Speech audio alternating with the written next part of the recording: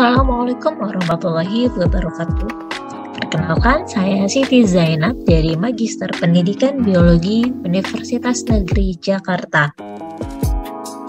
Di sini akan menjelaskan tentang pengaturan syaraf terhadap sistem respirasi.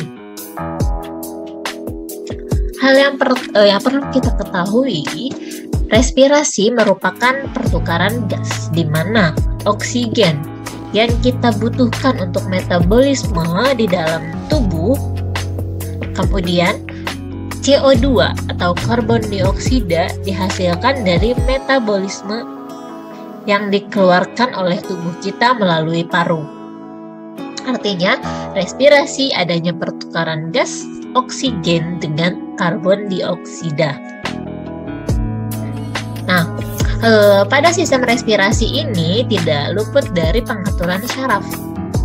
Oleh karena itu, yang pertama, pengendalian pernafasan oleh sistem syaraf. Selanjutnya ada pengaturan mekanisme kendali oleh kimia atau berdasarkan kimiawi. Dan yang terakhir ada pengaturan mekanisme oleh non-kimiawi. Oke, yang pertama. Yang pertama itu ada pengendalian pernafasan oleh sistem syaraf. Nah, di sini ada anatomy of the brainstem atau anatomi dari batang otak, di mana ini ada yang namanya medula dan ada pons. Ini medula dan pons. Nah, ini ketika gambarnya kita perbesar ya, kita gambar perbesar, di mana medula ini sebagai pusat pertama untuk pernafasan.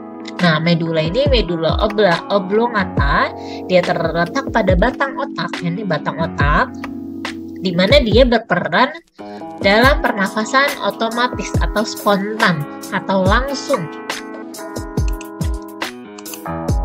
Nah, selanjutnya pada medula oblongata ini dia terdapat dua bagian, ada VRG sama DRG. Di mana ventral respiratory group sama dorsal respiratory group. Nah, pada bagian dorsal ini dia ingat dorsal berarti dia berada di bagian dorsalnya. Nah, kalau ventral berada di bagian ventral. Nah, kedua medula ini atau kedua bagian medula ini berpengaruh atau berperan penting dalam pengaturan irama pernafasan. Nah, kalau di RG ini terdiri dari neuron yang mengatur serabut lower motor neuron yang mensyarafi otot-otot inspirasi. Mensyarafi nih. Nah, seperti intercostal muscle sama diafragma. Nah, kemudian kalau VRG atau ventral respiratory group ini terdiri dari neuron inspirasi dan neuron ekspirasi, di mana pada saat pernafasan tenang atau normal, kelompok ventral ini tidak aktif. Tetapi jika ventilasinya meningkat atau kebutuhan ventilasinya ini meningkat, neuron inspirasi pada kelompok ventral ini akan diaktifkan. Kemudian diaktifkan dengan apa? Dengan melalui bagian dorsal atau bagian kelompok dorsal ini. Nah, selanjutnya yaitu ada pons. Pons ini dia terdapat dua pusat pernafasan, yaitu pusat apnetik dan pusat pneumotaksis. Nah, ini pneumotaksis sama apnetik. Nah, pada apnetik atau pusat apnetik ini berfungsi untuk mengkoordinasi transisi antara inspirasi dan ekspirasi dengan cara mengirimkan rangsangan impuls pada area inspirasi dan menghambat ekspirasi. Nah, selanjutnya pada pneumotaksis ini terletak pada pons di bagian atas. Ini bagian atas, ini bagian bawah. Kalau apnetik itu di bagian bawah, kalau pneumatik di bagian atas. Nah, pneumotaksis ini terletak di bagian atas, di mana dia impuls dari pusat pneumotaksis, dia akan membatasi durasi inspirasi, tetapi meningkatkan frekuensi respirasi, sehingga irama respirasi menjadi halus dan teratur. Nah, Nah, pada proses inspirasi dan ekspirasi berjalan secara teratur pula. Betul. Nah, selanjutnya ada korteks cerebral. Apa sih? Nah, korteks cerebral ini berperan dalam pengaturan pernafasan yang bersifat volunter atau bebas atau sukarela, atau sehingga memungkinkan kita dapat mengatur nafas dan menahan nafas. Misalnya kita dapat berbicara atau makan, kita tuh bisa mengatur nafas kita gitu. Nah, di sini ada yang namanya topography of the primary motor cortex, mana fungsi respirasi bersifat dikendalikan oleh otak bagian atas, yaitu bagian korteks cerebral ini. Nah, ini korteks motorik ini bertanggung jawab untuk memulai setiap gerakan pada otot yang akan mengatur sini nih pernafasan volunteer ini. Nah, dia bekerja dengan mengirimkan sinyal ke sumsum tulang belakang, kemudian mengirimkan sinyal ke otot yang dikontrolnya, seperti diafragma dan aksesori untuk respirasi ini. Nah, selanjutnya ada 3 jenis saraf pernafasan yang paling penting. Yang pertama, ada the pharynx nervous, di mana saraf yang merangsang aktivitas pada diafragma. Nah, dia itu biasa terdiri dari 2 saraf, bagian kanan dan kiri, masing-masing melewati sisi kanan dan kiri jantung. Nah, selanjutnya ada the vagus nervous, atau dia menginversi diafragma serta gerakan di laring dan faring. Nah, dia juga memberikan stimulus parasimpatis untuk jantung dan sistem pencernaan. Nah, yang terakhir ini ada the posterior thoracic nervous, di mana dia merangsang otot interkostal yang terletak di sekitar pleura. Nah, ketiga jenis saraf ini meneruskan sinyal jalur pernafasan dari sumsum tulang belakang untuk merangsang otot-otot yang melakukan gerakan yang diperlukan untuk pernafasan.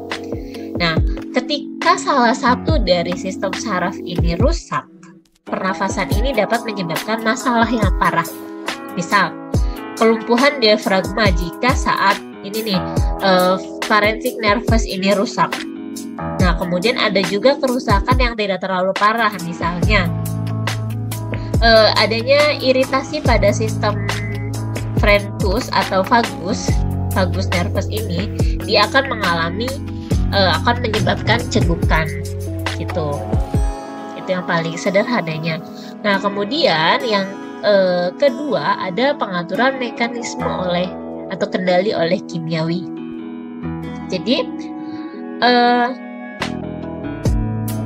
banyak faktor yang mempengaruhi laju pada pernafasan ini, seperti adanya perubahan kadar oksigen, karbon dioksida ataupun ion hidrogen di dalam darah arteri. Nah, perubahan ini ternyata menimbulkan apa? Perubahan kimia dan menimbulkan respon dari sensor yang disebut kemoreseptor. Kemoreseptor di sini biasa juga dikenal sebagai kemosensor, di mana reseptor sensorik yang mentransduksi sinyal kimia menjadi potensial aksi. Nah, kemoreseptor ini dia terdiri dari 2 jenis. Yang pertama, ada kemoreseptor pusat. Dia terletak di medula, di mana dia dirangsang oleh peningkatan kadar karbon dioksida di dalam darah arteri, cairan cerebrospinal, peningkatan ion hidrogen dengan merespon peningkatan frekuensi dan kedalaman pernafasan. Nah, selanjutnya ada kemoreseptor perifer. Dia terletak di badan aorta dan karotid pada sistem arteri, di karotid sama badan aorta, di mana reseptor kimia ini peka terhadap perubahan konsentrasi oksigen dan karbon dioksida maupun ion hidrogen. Misalnya, adanya penurunan oksigen, peningkatan karbon dioksida, dan peningkatan ion hidrogen, maka pernafasan akan menjadi meningkat. Nah, contoh kasus lain, misalnya ada seseorang mengalami yang namanya hiperventilasi. Akibat oleh apa? Misalnya adanya kecemasan. Nah, oleh karenanya tingkat ventilasi meningkat, di mana tingkat ventilasi meningkat ini akan menghilangkan banyak atau mengurangi kadar karbon dioksida di dalam tubuh. Kemudian ketika di dalam tubuh tidak adanya karbon dioksida atau sedikit, maka asam karbonat dalam darah akan berkurang, sehingga konsentrasi ion hidrogen menurun dan pH di dalam darah meningkat, sehingga menyebabkan alkalosis. Alkalosis ini terjadinya karena tidak cukupnya karbon dioksida di dalam aliran darah. Misalnya tadi adanya kecemasan itu. Atau bisa juga karena bisa kekurangan oksigen atau keracunan, misalkan keracunan salisilat gitu.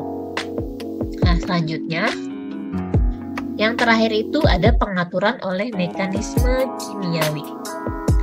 Nah, selain tadi yang kimia, sekarang non-kimia. Banyak faktor non-kimiawi yang mempengaruhi pengaturan pernafasan. Misalnya, ada baroreseptor. Baroreseptor ini merupakan merespon terhadap perubahan pada tekanan darah, sehingga adanya peningkatan tekanan darah pada arteri akan menghambat respirasi. Menurunnya tekanan darah arteri di bawah tekanan arteri rata-rata yang akan menstimulasi pernafasan.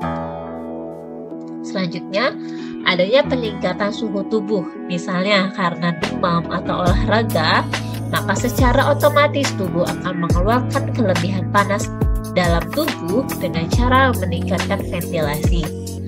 Nah, yang ketiga ada hormon epinefrin, di mana peningkatan hormon ini atau hormon epinefrin ini akan meningkatnya rangsangan simpatis yang juga akan merangsang pusat respirasi untuk meningkatkan ventilasi. Yang terakhir ada refleks Hearing-Brown, di mana refleks ini merupakan hambatan untuk inspirasi dan ekspirasi. Jika pada saat inspirasi mencapai batas tertentu, terjadi stimulasi pada reseptor regangan dalam otot polos paru untuk menghambat aktivitas neuron inspirasi. Oleh karena ini, refleks ini dapat mencegah terjadinya overinflasi paru-paru pada saat aktivitas berat. Oke, cukup sekian dan terima kasih. Apabila ada kesalahan mohon dimaafkan. Assalamualaikum warahmatullahi wabarakatuh.